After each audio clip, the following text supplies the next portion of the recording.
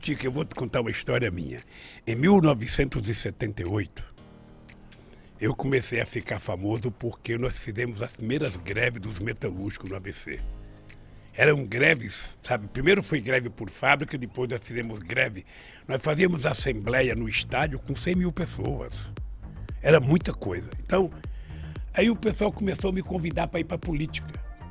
E eu dizia assim, eu achava que eu era inteligente, eu dizia assim, eu não gosto de política e não gosto de quem gosta de política. Eu achava que era o máximo. A imprensa batia palma, eu saía na primeira página dos jornais, finalmente surgiu um operário que não gosta de política, ele não quer o poder, ele só quer melhorar um pouquinho o salário dele e tal. Aí, cara, foi passando 3, 4 meses, eu estava na rua fazendo campanha, sabe para quem? Pro Fernando Henrique Cardoso. Por quê? Porque ele era candidato ao Senado, sabe? Ele disputava com o Cláudio Lembo e ele tinha votado do exílio, era uma figura interessante, porque era mais jovem, porque era um cara mais à esquerda, sabe? Mais à esquerda, mas depois ficou mais à direita e tal. Mas eu tinha uma boa relação com ele e não foi ele que pediu para mim, não. Fui eu que fui pedir para ele para apoiá-lo. Eu e muitos sindicalistas. Aí depois eu descobri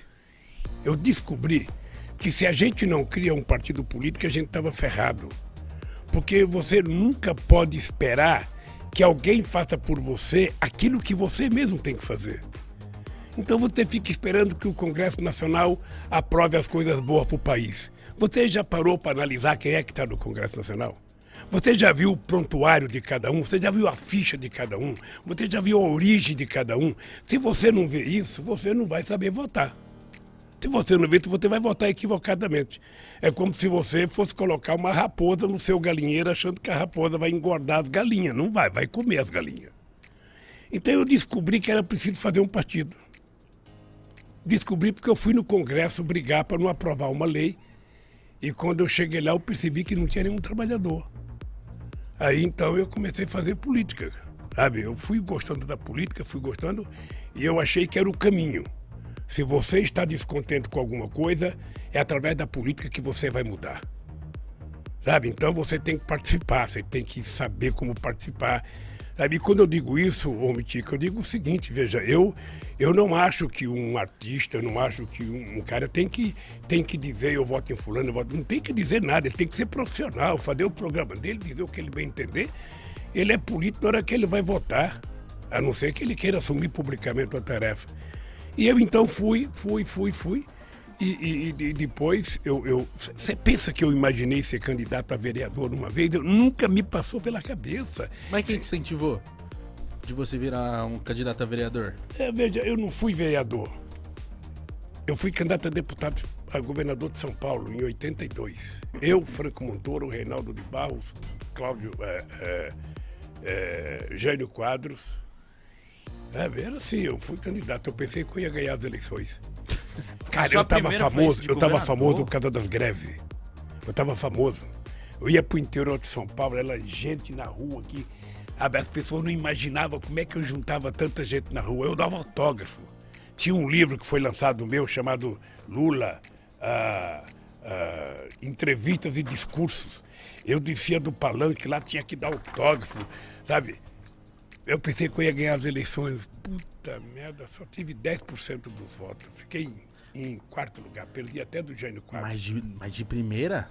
Mas eu achei que eu ia Tava ganhar. convicto. O comício do encerramento da campanha no Pacaembu. Você não tem noção da quantidade de gente. Que ano que era, Lula? 1982. Você não tinha nem nascido, cara. Não. Até eu tinha nem nascido. Não tava. Aí eu fui lá. E aquela multidão de gente, sabe? Falou, Eu já falava, era meu. Porra, vou ganhar as eleições. Já me via como governador. Sabe? Aí fiquei em quarto lugar. Uma frustração. Você não tem noção da frustração. Eu até pensei em parar. Aí quando foi em 85, eu fui para Cuba. Eu conheci o Fidel. Aí fui lá visitar o Gente Fidel. boa? Hein? Gente boa? Gente boa. Aí começamos a conversar sobre política. Aí eu falei, Fidel, eu estou pensando em parar porque eu pensei que eu ia ganhar, não ganhei, eu só tive, sabe, 10% do voto. Ele falou, quanto que é 10% do voto? Eu falei, 1 milhão. 1.254.000 votos. Ele falou assim para mim: ô Lula, não existe na história da humanidade nenhum operário metalúrgico que já teve 1.254.000 votos, cara. Você teve uma puta de uma votação, para com esse negócio de que você foi derrotado. Não tem. Aí eu falei, pô, sou bom. O Fidel falou, então... Sabe, então foi muito bom, porque isso me deu coragem de entrar na política, eu fui aprendendo. Era muito chato, porque eu imaginava que todo trabalhador ia votar em mim. Sabe, eu falava, bom, eu sou trabalhador, sou do Partido dos Trabalhadores, todo trabalhador vai votar em mim. Puta, eu ficava nervoso, mais nervoso. Eu ia fazer comício nas estradas, chegava, sabe, nos corta. A classe média, sabe, apoiava a gente, batia palma, sabe, nas universidades, todo mundo. Mas quando eu passava nos caras que estavam colhendo algodão, cortando cana, aí eu ia fazer passeata aqui em São Paulo, no centro de São Paulo. Aí quando tinha um trabalhador trabalhando numa construção na Casa Civil, todo mundo, Lula, Lula, um trabalhador. Aí mandava eu levantava a mão, cara. Mas por que você acha que você não era popular com os trabalhadores nessa época? Não, é porque é o seguinte, o povo não tinha o hábito de fazer política. Política era uma coisa estranha. Esse é um país em que demorou. A mulher só foi ter o seu primeiro voto em 1934, porque ganhou na justiça. Esse é um país que só votava dono de proprietário de terra, gente alfabetizada e gente que tinha conta até de 200 mil réis. Pobre, analfabeto e peão de fábrica jamais votava. Aí o pessoal também falava, pô, esse Lula é um analfabeto igual eu, porra, por que eu vou votar nele? Ele não tem condições. Aí eu descobri que leva tempo, viu, Gão? Leva tempo de você convencer as pessoas das coisas. Aí é um trabalho de muito debate, de muita discussão. Quando eu passo num lugar que eu vejo um cara ser contra a política, eu não acho ruim. Eu fico só imaginando que informação que ele recebe todo santo dia.